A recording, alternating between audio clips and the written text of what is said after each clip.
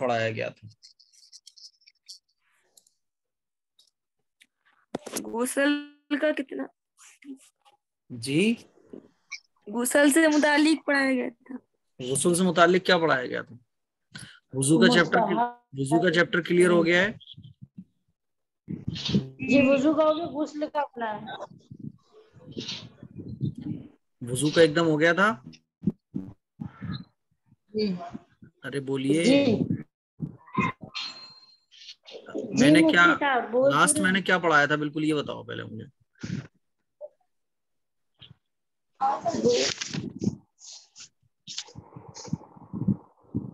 کن کن چیزوں سے وضو ٹوٹ جاتا ہے؟ کیا پڑھایا تھا؟ کن کن چیزوں سے وضو کیا ٹوٹ جاتا ہے. بتاؤ وضو کو توڑنے والی چیزیں کون کون سی ہیں بتائیے، کوئی بتائے مجھے. پڑھا رہی تھا کوئی. وضو کو توڑنے والی چیزیں کون کون سی ہیں؟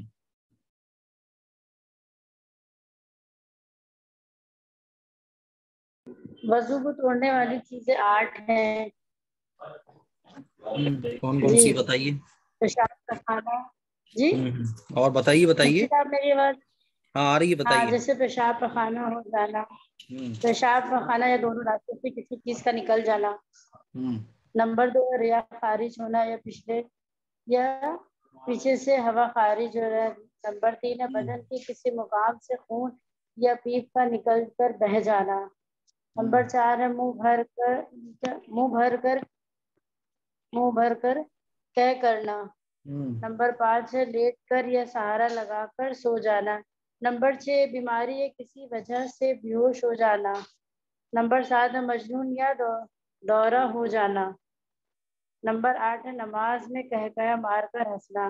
نمبر 9 ہے استحاضے کی حالت میں وضو ٹوٹ جاتا ہے. اچھا آپ مجھے اب یہ بتائیں کہ میں نے وامٹنگ کی کتنی قسمیں پڑھائی تھیں آپ لوگوں کو؟ قے کی کتنی قسمیں ہیں پڑھایا میں نے، یہ نہیں پڑھایا ابھی؟ ہاں پڑھائی ہے. ہاں بتائیے کتنی قسمیں ہیں وامٹنگ کی؟ کیا کیا بتائیں گے؟ جلدی سے بتاؤ، ٹائم ایسے چلا جاتا ہے پوچھنے میں. وامٹنگ کی کتنی قسمیں میں نے بتائی تھی؟ کوئی بھی بتاؤ جلدی سے.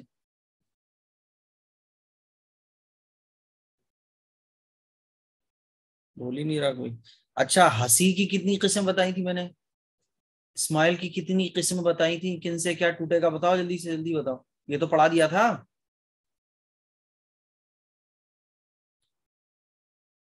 ارے آواز آ رہی ہے؟ ہیلو ہاں بولیے. ہیلو ہیلو جی کس کی قسمیں بتاؤں؟ ہنسی کی ہنسنے کے بارے ہنسی میں کی 3 نماز. قسمیں. بتائیے جی. 3 قسمیں بتائی تھی. نماز وضو ٹوٹتا ہے، اور ایک مطلب ہلکی ہنسی بتائی تھی جس سے مطلب نماز ٹوٹ جاتی ہے. جیسے کہ ہمارے پاس میں کوئی سن لے، ہم اتنی تیز پڑھیں کہ اگر پاس میں کوئی ہو تو ہماری آواز اس تک پہنچ جائے. اس سے نماز تو ٹوٹ جاتی ہے پر وضو نہیں ٹوٹتا ہے. تیسری قہقہا مار کر ہنسنے کا بتایا تھا کہ اس سے نماز بھی ٹوٹ جاتی ہے اور وضو بھی ٹوٹ جاتا ہے. بہت اچھی بات ہے، شاباش، بہت اچھا بہت اچھا بہت اچھا بتایا. غسل کی کتنی قسمیں پڑھائی تھی میں نے آپ لوگوں کو؟ بتاؤ کوئی. غسل کی بھی آپ نے 3 قسمیں بتائی تھی. کون کون سی بتائیے؟ فرض غسل، سنت اور مستحب. سنت اور فرض مستحب. شاباش. اچھا مستحب غسل کون سا ہوتا ہے بتاؤ؟ مستحب سورج گرہن اور چاند گرہن. اور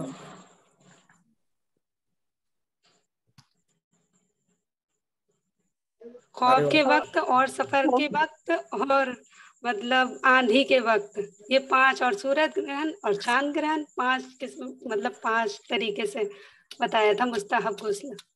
چلو اچھا حدیثیں کتنی پڑھا دی گئی ہیں؟ 4 حدیثیں پڑھا دی گئی ہیں. 4 حدیثیں. لاسٹ حدیث کون سی تھی بتائیے؟ لا یرحم اللہ من لا یرحم الناس. اللہ ان لوگوں پر رحم نہیں کرتا جو لوگوں پر رحم نہیں کرتا. اس شخص پر رحم نہیں کرتا جو لوگوں پر رحم نہیں کرتا. 4 حدیثیں پڑھائی گئی ہیں. چلو تو آج ایک چھوٹا سا مسئلہ میں آپ لوگوں کو پڑھا رہا ہوں، چھوٹا سا ہے لیکن یہ بڑا ضروری ہے، ٹھیک ہے؟ کچھ چیزیں ایسی بھی لگیں گی تھوڑا سا مجھے بتانے میں بھی تھوڑا سا عجیب لگے گا، آپ کو بھی سننے میں تھوڑا سا عجیب لگے گا، لیکن چونکہ ان چیزوں کا جاننا بھی بڑا ضروری ہے نا؟ جیسے کھانا پینا ہماری زندگی کی ضرورت ہے، ایسے ہی کچھ چیزیں پاکی ناپاکی سے متعلق ہوتی ہیں جن کا جاننا بڑا ضروری ہے۔ تو اچھے انداز میں ان چیزوں کا سیکھنا بھی ضروری ہے اور ان چیزوں کے بارے میں پوچھنا بھی ضروری ہے۔ اسی لیے یہ ساری باتیں میں آپ لوگوں کو آج جو بتا رہا ہوں دھیان سے سنیے گا، اور جو بھی کچھ سوال آپ کو پوچھنا ہو تو اچھے انداز میں سلیقے کے ساتھ کوئی بھی بات پوچھی جا سکتی ہے، ٹھیک ہے؟ دیکھو 3 چیزیں ہوتی ہیں جو ہماری شرمگاہ سے نکلتی ہیں، 3 چیزیں ہوتی ہیں۔ نمبر 1 منی ہوتی ہے، نمبر 2 مزی ہوتی ہے، اور نمبر 3 ودی ہوتی ہے۔ یہ 3 چیزیں ہوتی ہیں، ٹھیک ہے؟ ان تینوں چیزوں کو سمجھنا بڑا ضروری ہے، کیونکہ یہ 3 چیزیں اگر آپ سمجھ جاؤ گی تو آپ یہ سمجھ جاؤ گی کہ کب غسل واجب ہوگا اور کب وضو ٹوٹے گا، یعنی کب غسل ٹوٹے گا کب وضو ٹوٹے گا، یہ جاننا بڑا ضروری ہے۔ تو پہلی چیز جو ہے وہ منی کس کو کہا جاتا ہے؟ اسپرم، انگلش میں اسپرم کہا جاتا ہے۔ تو منی کب نکلتی ہے؟ کہ جب آدمی ہم بستری کرے یا عورت ہم بستر ہو اپنے ہسبینڈ کے ساتھ، تو جب میاں بیوی ہم بستر ہوتے ہیں تو شہوت کے ساتھ، ٹھیک ہے، یعنی جب آدمی کی جو فزیکل ڈیزائرز ہوتی ہیں، جو سیکچول ڈیزائرز ہوتی ہیں، وہ جب پوری ہوتی ہیں تو شہوت کے ساتھ جو مادہ نکلتا ہے، جو چیز نکلتی ہے، جو قطرے نکلتے ہیں، اس کو کیا کہا جاتا ہے؟ منی کہتے ہیں۔ اور منی کے نکلنے سے کیا ہو جاتا ہے؟ غسل فرض ہو جاتا ہے، ٹھیک ہے؟ منی کے نکلنے سے غسل فرض ہو جاتا ہے۔ میاں بیوی ایک دوسرے سے ہم بستر ہوئے اور دونوں نے اپنی خواہش کو پورا کر لیا، ڈسچارج ہو گئے، تو جو ڈسچارج ہوتے وقت جو مادہ نکلتا ہے اس کو کیا کہا جاتا ہے؟ منی کہا جاتا ہے۔ اور منی کے نکلنے سے غسل فرض ہو جاتا ہے۔ بات سمجھ آ رہی ہے؟ اس میں ایسی بات نہیں ہے جو سمجھ میں نہ آنے والی ہو، سمپل سی بات ہے۔ تو غسل فرض کب ہوگا؟ غسل فرض ہوگا منی کے نکلنے سے۔ اور دوسرے نمبر پر آتی ہے مزی۔ مزی کس کو کہتے ہیں؟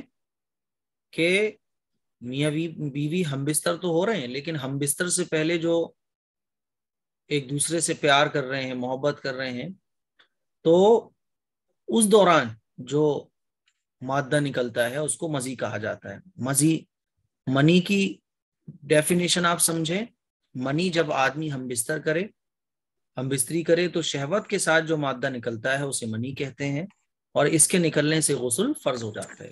مزی جب آدمی میاں بیوی ہم بستری کرنے لگے تو شہوت کے ساتھ جو قطرے نکلے، یعنی ابھی ڈسچارج نہیں ہوئے ہم، لیکن اس سے پہلے جو منی کے قطرے نکل رہے ہیں، اور اس سے کیا ہوتا ہے کہ جو ہماری سیکچول فیلنگس ہیں وہ اور زیادہ بڑھ جاتی ہیں، تو اسے کہا جاتا ہے مزی کہتے ہیں۔ اور مزی کے نکلنے سے وضو ٹوٹتا ہے۔ تو آپ کو یہ ڈیفائن کرنا پڑے گا خود کو کہ غسل کب فرض ہوگا اور وضو کب فرض ہوگا، وضو کب ٹوٹے گا، غسل کب ٹوٹے گا۔ غسل ٹوٹے گا منی کے نکلنے سے، مزی کے نکلنے سے غسل نہیں ٹوٹے گا۔ مزی اگر نکلتی ہے تو مزی کے نکلنے سے صرف وضو ٹوٹتا ہے، غسل نہیں ٹوٹتا، ٹھیک ہے؟ تیسری چیز ہوتی ہے ودی، جو عام طور پہ نظر بھی نہیں آتی ہے۔ ودی کہتے ہیں وہ سفید مادہ جو کسی بیماری کی وجہ سے یا کوئی وزنی چیز اٹھانے کی وجہ سے یا پیشاب کرنے کے بعد بغیر کسی وجہ کے نکلے، اسے ودی کہتے ہیں۔ اور ودی کے نکلنے سے بھی صرف وضو ٹوٹتا ہے، غسل واجب نہیں ہوتا۔ تو غسل جو واجب ہوتا ہے وہ صرف منی کے نکلنے سے ہوتا ہے۔ اسی طرح سے جیسے اردو میں کہا جاتا ہے احتلام، یعنی خواب میں آپ نے کوئی ایسی چیز دیکھی اور آپ کی منی نکل گئی، تو منی کے نکلنے سے غسل واجب ہوتا ہے۔ منی کے علاوہ جو 2 چیزیں ہیں مزی اور ودی، ان کے نکلنے سے غسل واجب نہیں ہوتا، لیکن وضو فرض ہو جاتا ہے، وضو ٹوٹ جاتا ہے۔ تو اب آپ لوگوں کو ہمیشہ یہ بات سمجھنا چاہیے کہ منی اگر نکلے گی تو غسل فرض ہوگا، لیکن اگر منی کے علاوہ کوئی اور چیز نکلتی ہے تو جس طرح سے پیشاب کرنے سے وضو ٹوٹ جاتا ہے، اسی طرح سے مزی کے نکلنے سے اور ودی کے نکلنے سے بھی وضو ٹوٹ جاتا ہے، ٹھیک ہے؟ تو کتنی قسمیں ہو گئی؟ 3 قسمیں ہو گئی، منی، مزی، ودی۔ منی یعنی ڈسچارج جب آدمی ہو جاتا ہے، آدمی جب میں بول رہا ہوں تو آدمی میں آدمی بھی شامل ہے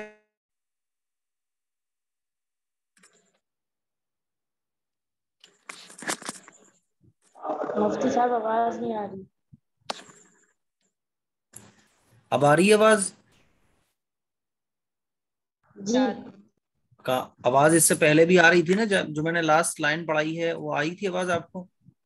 جی صاحب ایک بار اور بول دیجیے، نہیں آ رہی.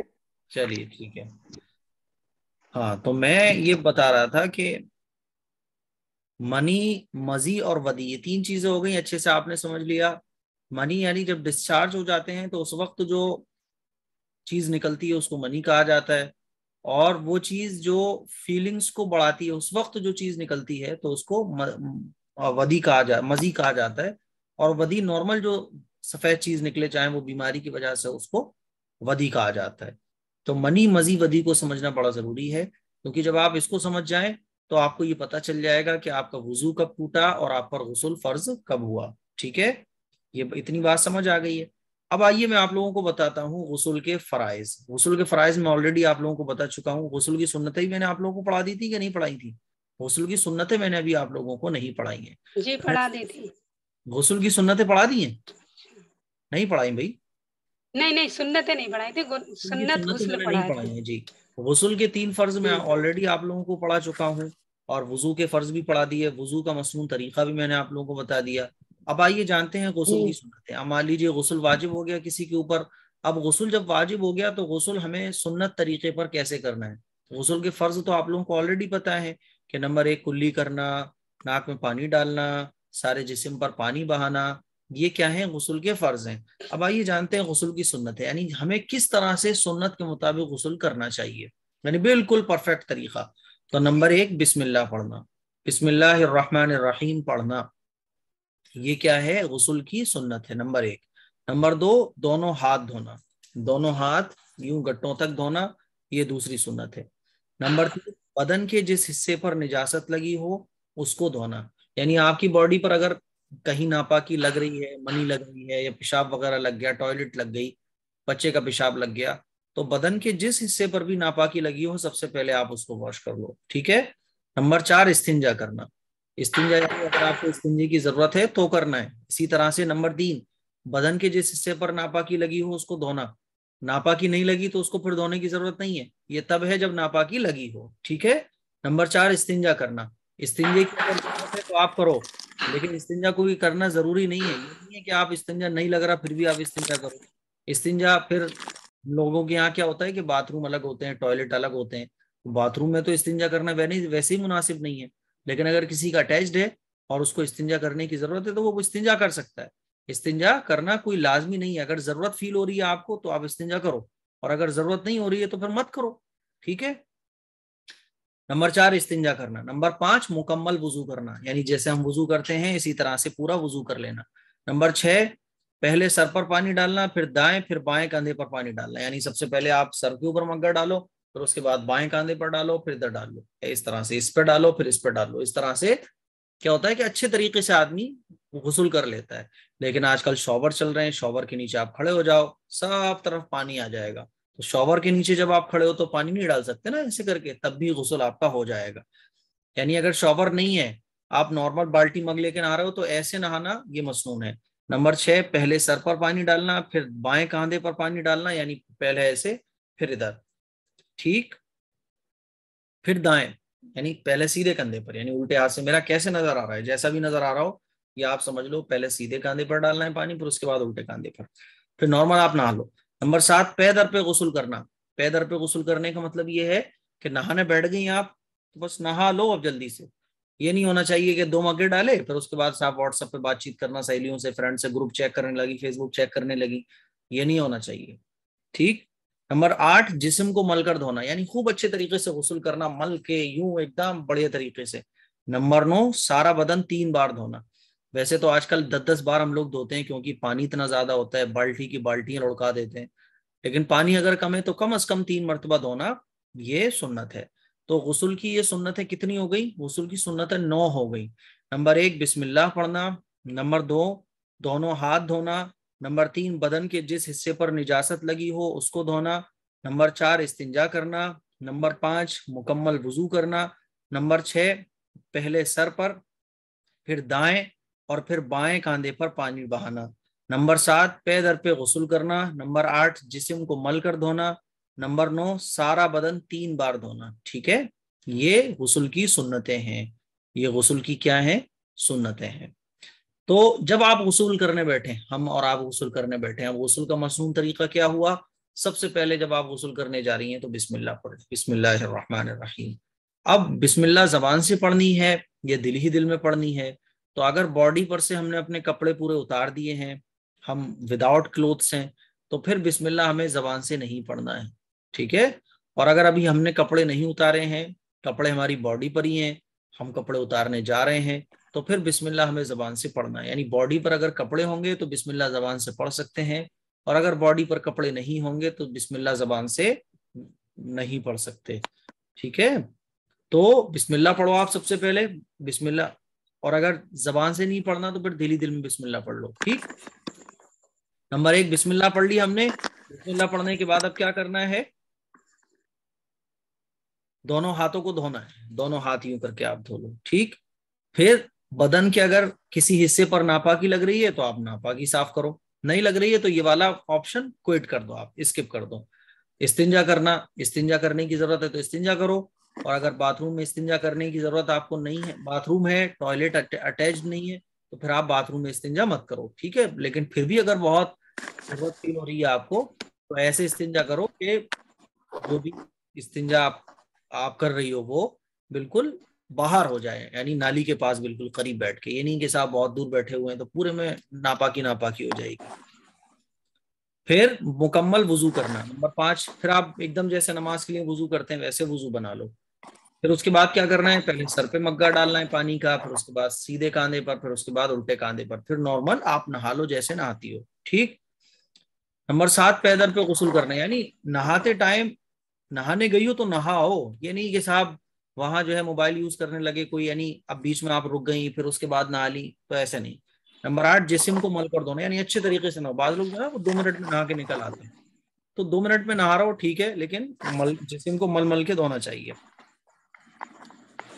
نمبر 9 سارا بدن 3 بار دھونا. کم از کم 3 بار دھونا یہ ضروری ہے، لیکن کوئی زیادہ بار اگر دھو لے تو یہ گنجائش ہے، جائز ہے. کم سے کم 3 بار دھونا یہ مسنون ہے. تو یہ غسل کا پورا مسنون طریقہ ہے. مجھے لگتا ہے کہ اب آپ لوگوں کو کوئی کنفیوژن نہیں ہوگی، اور میں آلریڈی آپ لوگوں کو بتا چکا ہوں کہ اگر کوئی سنت چھوٹے گی تو غسل ہو جاتا ہے، اور اگر فرض چھوٹے گا تو غسل نہیں ہوگا. ٹھیک. تو یہ غسل کی سنتیں مکمل ہو گئی ہیں. اب انشاءاللہ نیکسٹ کلاس میں آپ لوگوں کو بتاؤں گا تیمم کے مسائل. تیمم کے مسائل بتاؤں گا اور نماز کی شرطیں بتا دوں گا. تو کچھ دنوں سے نیٹ پر بہت پرابلم دے رہے ہیں. میں نے آلریڈی وائی فائی والے کو بولا ہے کہ بھائی وائی فائی ٹھیک کرو. بول رہے تھے بھائی اس ایک آدھ ہفتے اور آپ اوپر سے پرابلم چل رہی ہے. اللہ تعالیٰ یہ وائی فائی کا مسئلہ حل کر دے، کیونکہ کلاسز میں بہت زیادہ دقتیں ہوتی ہیں. اب کسی کو کوئی بات نہیں سمجھ آئی ہو وہ پوچھ لیں. سر جو پریویس لیکچرز ہیں نا وہ ابھی یوٹیوب پہ اپلوڈ نہیں ہوئے ہیں. اپلوڈ ہو جائیں گے، آج ہی اپلوڈ ہو جائیں گے. میں بول رہا ہوں ان سے کہ بھائی سارے اپلوڈ کر دو، انشاءاللہ سارے اپلوڈ ہو جائیں گے. ہاں مفتی اور صاحب ڈے مجھے بائی بھی ڈے یہی انشاءاللہ اپلوڈ ہوتے رہیں پوچھنا گے. تھا، کیونکہ نیٹ ورک نہیں تھا تو سنی نہیں تھی. بہت ہاں لیٹ بات ہے اس لیے ہم آنسر بھی نہیں دے پاتے اس وقت. جی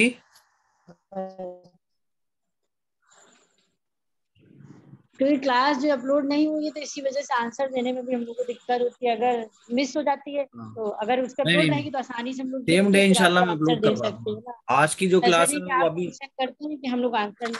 ٹھیک ہے، آج کی جو کلاس ہے میں وہ ابھی اپلوڈ کروا دوں گا میں. ٹھیک ہے، چاہے پرانی جو ہے بعد میں اپلوڈ ہوتی مفتی ہے. صاحب پہلے والے سر کلاس سیریز میں کروائیے گا. پہلے والے چلو مفتی تو صاحب پھر واٹس ایپ پہ کروا دینا، کیونکہ یوٹیوب پر ملتی نہیں ہے، ملتی ہے. صحیح ڈھونڈنے واٹس میں ایپ پہ دقت ہوتی ہے. نہیں، ڈھونڈنے میں دقت ہوتی ہے. میں انشاءاللہ ہاں اس میں ملتی نہیں. اس کی ہاں پوری پلے لسٹ میں واٹس ایپ پہ شیئر کروا دوں گا. ٹھیک ہے. جی جی. مجھے یہ پوچھنا ہے، جیسے کہ آپ نے بتایا تھا استحاضہ کی حالت میں وضو دوبارہ وضو کر کے. جی اچھا. اور یہ جو تیسری والی جو لائن بتائی تھی مطلب ودی کی، تو اس سے مطلب وضو کیسا ہوتا ہے کہ ہم نماز پڑھ رہے ہوتے ہیں تب بھی یہی حالت ہوتی ہے، پھر اس وقت میں کیا کریں؟ نماز پڑھتے ہوئے بھی اگر مزی نکل جاتی ہے یا ودی نکل جاتی ہے تو وضو ٹوٹ جائے گا. اور नहीं। جب وضو ٹوٹے گا हाँ تو آپ کی نماز بھی ٹوٹ جائے گی، آپ نماز توڑو اور دوبارہ وضو کر کے آؤ۔ کبھی کبھی ایسا ہوتا ہے، بار بار ہوتا ہے ایسا، کسی کو پرابلم زیادہ ہوتی ہے دیکھیے کسی کو تو پھر پرابلم کیا زیادہ کریں اس ہوگی تو پھر جب تک پرابلم ہے 15-20 منٹ پرابلم ہے، 20 منٹ پرابلم ہے، تو اس ٹائم رک جاؤ، بعد میں نماز پڑھو۔ اور اگر کسی کو مستقل پرابلم ہے، 5 منٹ بھی اس کو ٹائم نہیں مل پا رہا ہے، تو پھر وہ معذور کہلائے گی۔ اور معذور کے لیے حکم جی یہ ہے، معذور اس کو کہتے ہیں کہ جس کو 5 منٹ یعنی 4 رکعت پڑھنے کا بھی ٹائم نہیں مل پا رہا ہے، وضو ٹوٹ جاتا ہے، تو اس کو معذور کہا جاتا ہے۔ پھر اس کے لیے حکم یہ ہے کہ وہ وضو کر لیں اور وضو کرنے کے بعد نماز پڑھ لیں ایک ٹائم کی۔ اور وہ اس صرف میں ایک ہی ٹائم۔ ہر بار تازہ وضو کرنا پڑے گا نا؟ میں نے بولا نا ایک وضو سے ایک ٹائم کی نماز پڑھ لیں بس، یعنی مطلب ظہر ایک ٹائم کی جی ظہر کی نماز پڑھی اور ہمیں اگر قضا نماز پڑھنی ہو اسی میں تو الگ سے وضو وضو کرنا کرنا پڑے پڑے گا، گا۔ جی بالکل بالکل، معذور کے لیے ہے مطلب یہ، معذور کے لیے ہے، ٹھیک۔ معذور جن کے یعنی لیے جس کو پرابلم 5 منٹ بھی ٹائم نہیں ہاں مل ہاں پا رہا ہے، یعنی وضو کر کے اس کو 5 منٹ بھی نہیں ملتے ہیں، وضو ٹوٹ جاتا ہے۔ وہی تو بول رہی ہوں۔ اور السلام اگر علیکم دو مفتی قضا، صاحب۔ یہ چیز استعاذہ والے کے لیے بھی ہے نا؟ سب کے لیے، استعاذہ والا ہو یا کسی کو جی ری جی خارج ہونے کی بیماری ہو یا کسی کو مزی نکلنے جی کی بیماری ہو، سب کے لیے ہیں، جتنے بیمار لوگ ہیں سب کے لیے ہیں۔ تھینک یو مفتی صاحب ایکچولی میں نے 1 ویک سے کلاس اٹینڈ نہیں کی ہے، تو آپ ویڈیوز واٹس ایپ میں پرسنلی بھیجو گے کہ یا گروپ ہے کچھ؟ چلو میں پرسنلی بھیج دوں گا انشاءاللہ سب کو، ٹھیک ہے؟ جی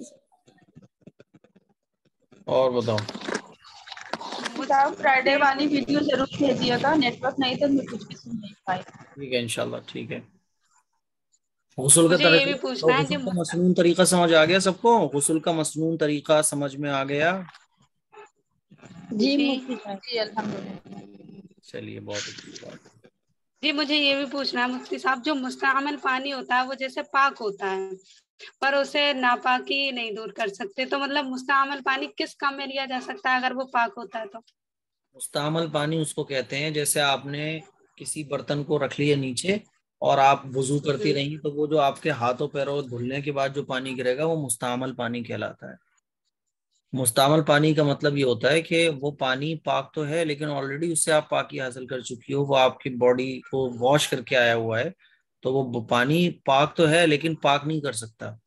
بس وہ کپڑے پہ لگ جائے تو کپڑے ناپاک نہیں ہوں گے، جیسے ہم وضو کر رہے ہوتے ہیں نا اچھا۔ تو وقت جو چھینٹیں ہمارے پانی سے گرتی ہیں وہ کپڑوں پہ بھی لگ جاتی ہیں، دوسرے کے بھی لگ جاتی ہیں، تو وہ اچھا پانی پاک تو ہے لیکن پاک کرنے والا نہیں ہے۔ تو آپ نے جو وضو کیا، آپ کے باڈی سے مان لیجیے آپ نے غسل کیا، آپ کسی برتن میں کھڑی ہو گئی، آپ نے غسل کر لیا، وہ پانی سارا کا سارا جو ہے وہ آپ کے برتن میں جمع ہو گیا، تو وہ پانی پاک تو ہے لیکن اس پانی سے آپ کوئی پاک نہیں ہو سکتا، پاک ہے لیکن پاک نہیں کر سکتا وہ پانی، اس کو کہا جاتا ہے مائع مستعمل، یعنی استعمال کیا ہوا پانی۔ اچھا، یہی پوچھنا تھا۔ اور جیسے یہ ہماری بتا جو دیں کہ باڈی ہوتی ہے، ہماری باڈی مان لیجیے ہمارے اوپر غسل فرض ہو گیا، ہمارا وضو ٹوٹ گیا، تو یہ ناپاکی ایسی ہوتی ہے جس سے ہمارا بدن ناپاک نہیں ہوتا، یعنی بدن ناپاک ہونے کا مطلب یہ ہے کہ مان لیجیے ہمارے اوپر غسل فرض ہے تو اس سے ایسا نہیں ہے کہ میری اس باڈی سے ٹچ ہو کر کوئی چیز ناپاک ہو جائے گی، یہ ناپاکی ایسی ہے کہ نماز روزہ میں نہیں رکھ سکتا، میں نماز نہیں پڑھ سکتا اور قرآن نہیں پڑھ سکتا، لیکن میری باڈی سے اگر کوئی ٹچ ہو جائے تو وہ ناپاک نہیں ہوگا۔ یہ ناپاکی ایسی ہے جس سے ہم قرآن اور روزہ اور تلاوت نہیں کر سکتے، مان لیجیے غسل نہیں ہے لیکن کوئی چیز ہماری باڈی سے ٹچ ہو جائے گی تو وہ ناپاک نہیں ہوگی کیونکہ ہماری باڈی پر کوئی ناپاکی نہیں لگ رہی ہے۔ تو جیسے مان لیجیے اور آپ آپ کو غسل نہیں تھا، آپ کو غسل ٹوٹ گیا تھا، تو اب آپ نے بالٹی میں ہاتھ ڈال دیا، تو آپ کے ہاتھ ڈالنے سے وہ پانی ناپاک نہیں ہوگا، وہ پانی اس لیے ناپاک نہیں ہوگا کیونکہ آپ ناپاک ہو، وہ ناپاکی جو آپ کے اندر ہے وہ ناپاکی ایسی ہے کہ وہ کوئی ٹوائلٹ پخانا پیشاب نہیں ہے، آپ کی باڈی تو بالکل پاک ہے نا باہر سے، اندر سے آپ پاک ہو روحانی طور پہ، اس روحانی طور پر جو ناپاکی آپ کے اندر کی ہے جس سے آپ قرآن نہیں ٹچ کر سکتے، نماز نہیں پڑھ سکتے، روزہ نہیں رکھ سکتے، اس کے لیے اللہ نے کہا کہ پہلے غسل کرو۔ تو اگر مان لیجیے کسی کا وضو نہیں ہے، کسی کا غسل نہیں ہے، وہ کوئی پانی میں ہاتھ ڈال دے اپنا تو اس سے پانی ناپاک نہیں ہوگا کیونکہ ہمارے ہاتھ پہ کوئی ٹوائلٹ تھوڑی لگ رہی ہے، سمجھ رہی ہیں؟ تو وہ پانی سے جب ہم نے غسل کیا تو ہماری باڈی سے پانی تو لگا، اس نے ہماری باڈی کو پاک کر دیا، لیکن ہماری باڈی پر کوئی ناپاکی نہیں تھی تو پانی مستعمل ہو گیا، یعنی استعمال کرا ہوا ہو گیا، جی اب اس کو ہم استعمال دوبارہ نہیں کر سکتے کیونکہ آلریڈی اسے ہم پاک ہو چکے اگر ہیں۔ اگر اس کے قطرے جیسے کسی کے کونی کے قطرے جو ٹپک جاتا ہے کبھی اس میں برتن میں چلے جاتے ہیں تو وہ پانی بھی خراب نہیں ہوگا اس کا مطلب؟ میں نے آپ کو بتایا کہ جو مائع مستعمل ہوتا ہے اس کا مطلب یہ کہ استعمال کیا ہوا پانی ہے، اس کے اندر پاک کرنے کی ایبلٹی نہیں ہے، یہ پاک تو ہے لیکن پاک نہیں کر سکتا۔ پانی ناپاک جب ہوتا ہے جب اس کے اندر کوئی ناپاکی مل جائے، ہمارا یہ ہاتھ کوئی ناپاک تھوڑی ہے، اس کے غسل نہ ہونے کی وجہ سے ہمارے اندر وہ ناپاکی ہے کہ اب ہم قرآن نہیں چھو سکتے، نماز نہیں پڑھ سکتے، لیکن باہر ہمارا پورے باڈی پاک ہے۔ مان لیجئے کوئی نماز پڑھ رہا ہو اور ہم ناپاک اس کی پیٹھ پہ لد جائیں تو اس کی نماز نہیں ٹوٹے گی، لیکن اگر کوئی ناپاکی ہمارے بدن سے لگ جائے تو پھر ہم نماز نہیں پڑھ پائیں گے، کیونکہ وہ ناپاکی آلریڈی ہماری اس پہ ٹچ ہے۔ مان لیجیے ناپاکی یہاں لگ رہی ہے، کوئی ٹوائلٹ لگ گئی، پیشاب لگ گیا، پخانہ لگ گیا، اب جب یہاں لگ رہا ہے پانی میں ہم نے ہاتھ ڈال دیا، اب پانی ناپاک ہو جائے گا کیونکہ وہ ناپاکی پانی میں چلی گئی۔ سمجھ رہی ہیں؟ ٹھیک ہے، چلو جی مجھے 4 امام کا اور مطلب بتا دیں۔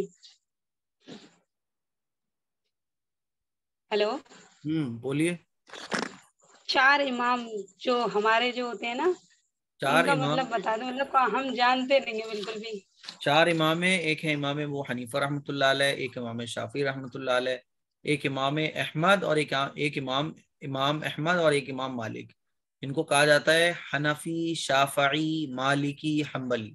یہ 4 امام ہیں، یعنی پوری دنیا کے اندر انہی 4 امام کو فالو کیا جاتا ہے۔ اور یہ 4 امام کا مطلب یہ ہے، یعنی 4 ہمارے پاس بعض دفعہ اللہ تعالیٰ نے قرآن مجید میں کوئی ایسا مسئلہ بیان کیا ہے جس میں 2 چیزیں نظر آ رہی ہیں، یعنی یہ بھی کر سکتے ہو، یہ بھی کر سکتے ہو، تو ایک امام صاحب نے یہ لیا ہے، دوسرے امام صاحب نے یہ لیا ہے، تو یہ 4 امام ہیں، یعنی انہی 4 اماموں کو ہمیں فالو کرنا ہے۔ چاروں کو ایک ساتھ نہیں کرنا، 4 میں سے کسی ایک کو کرنا ہے۔ جیسے ہم لوگ امام ابو حنیفہ رحمۃ اللہ علیہ کو فالو کرتے ہیں۔ آپ اگر مکے میں جائیں گی تو وہاں امام مالک رحمۃ اللہ علیہ کو مالکی ہیں، حنبلی ہیں، شافعی ہیں۔ تو اس طرح سے الگ الگ اسکول آف تھاٹ ہیں، یعنی قرآن کو ڈیفائن کرنے والے، جہاں قرآن کی آیتوں میں 2 معنی نکل سکتے ہیں۔